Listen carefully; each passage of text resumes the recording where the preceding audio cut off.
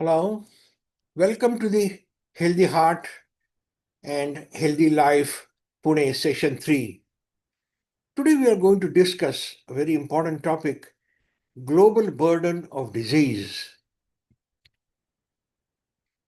I'm Dr. Neelkant Karandikar, and as you can see from my biodata, I'm academically oriented, and my purpose in conducting this series is to spread the knowledge about cardiology and help people prevent heart disease and control the spread of heart disease. The global burden of disease is a very important topic which explains a lot of things. The World Bank does not only deal with financial matters, but in 1993, along with Harvard School of Public Health and World Health Organization, the World Bank undertook a very important project. This project was undertaken to evaluate the diseases in different countries of the world. This very important project has been named Global Burden of Disease, or GBD, a short form. It evaluates the death rate or mortality due to the various diseases as also the disability caused by them. In addition, the risk factors causing the various diseases have also been evaluated in this particular program. A relatively new concept of disability adjusted life years has been used in the global burden of disease. The term disability adjusted life years, or DALI, was utilized. This takes into account years of life lost due to premature death and also years of life lived with disability. Both together signify years of healthy life lost. Let us look at this interesting concept. At birth, the child in most cases is healthy. As life goes on, as you can see in this blue patch, the person's health is good, and then, you know, the life goes on, and finally there is the death. In India, according to a recent survey, the average age of death is 70.52 years for males and 73.6 years for females. Now, if there is a premature death, say at the age of 50 years, and suppose this person would have lived on an average till 70 years, 20 years of life are lost because of the early premature death. Now, also suppose that this person had developed a serious illness like a hemiplegia or a severe heart attack, disabling heart attack, and he cannot work properly because of that, then 10 years of his life, 40 years to 50 years, have been affected due to disability. Now, what is DALI? DALI is the years lived with disability, as we have just talked about, plus years of life lost due to an early death that is here. So, in this particular illustration, a person who could have lived, let us say a male, up to the age of 70 years has lost 20 years because of premature death and another 10 years because of living with disability. So the DALI is 30 years. Now let us look at the world's leading causes of death as estimated by the Global Burden of Disease study. Total number of people who died from the following conditions in millions. In years 2000, ischemic heart disease is the most common type of heart disease. The incidence was 6.8%. And it rose in 2019 to 8.9. Stroke is less, 5.5 and 6.2, and then there are other causes. So as you can see, as far as the causes of death are concerned, ischemic heart disease is the leading cause worldwide. Now, the burden of disease by cause, total disease burden measured in disability adjusted life years has been calculated, and you can see here that cardiovascular diseases account for 4 to 8.33 million uh, years of life lost due to DALI. Now, in this particular estimate, both have been taken into consideration: premature death and years of healthy life lost due to disability. So this is the second way measure of loss of good health as measured by the GBD. Again, let us look at another data: global burden of disease. In 1990, ischemic heart disease was down 5 number. The total number of cases this is talking about, not the death rate. And it rose in 2020 to number 1 spot. And as far as the death rate is concerned, ischemic heart disease again number 1 in 2021.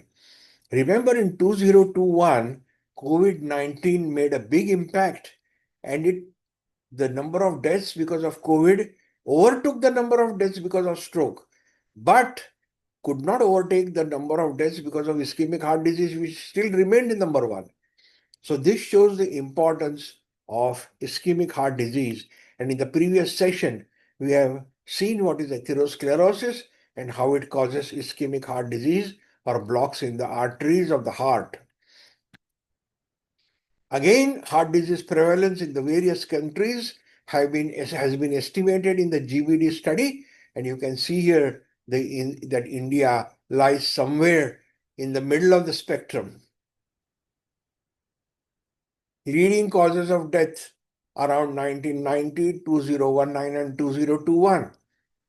As we have discussed earlier, the leading cause of death was number 1, ischemic heart disease in 1990, again number 1 in 2019, and still number 1 in 2021. So again, to emphasize that ischemic heart disease is the leading cause of death worldwide. What is ischemic heart disease? Just to revise a little bit, this denotes reduced blood flow to the heart due to obstruction in the coronary artery or arteries supplying blood to the heart. And the impact is reduced oxygen and nutrient supply to the heart. Ischemic heart disease is the number 1 cause of death in the world and accounts for 13% of the deaths. Deaths due to ischemic heart disease were 27 lakhs in 2000 and have increased to 91 lakhs in 2021. So ischemic heart disease remains something very important.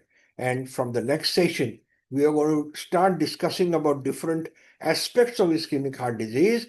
And I would definitely invite you to attend or rather see these sessions also. And there will be some very, very important suggestions to continue good health in these subsequent sessions. We have seen in the previous session what are the risk factors for heart disease. There are non-modifiable risk factors like genetic predisposition, heredity, race, ethnicity. Indians, Asians have very high chance of developing ischemic heart disease compared to the whites, Caucasians, etc.